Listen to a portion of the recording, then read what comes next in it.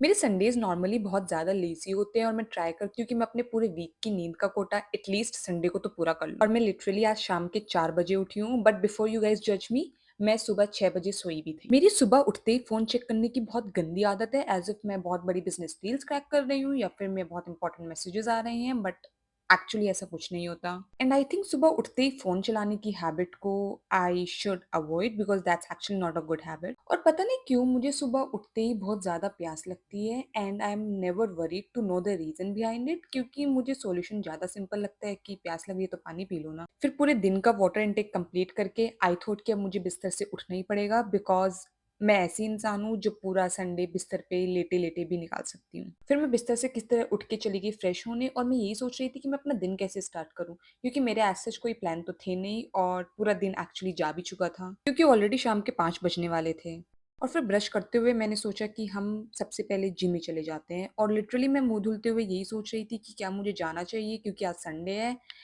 But फिर मुझे याद आया पूरे वीक में मैं सिर्फ़ 2 दिन गई हूँ तो येस मुझे जाना चाहिए।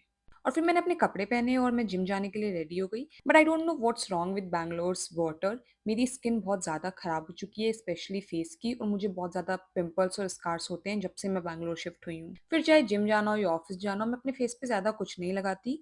नॉर्मली सिर्फ़ मॉइस्चराइज़र और सनस्क्रीन लगाती हूँ because that is like bare minimum.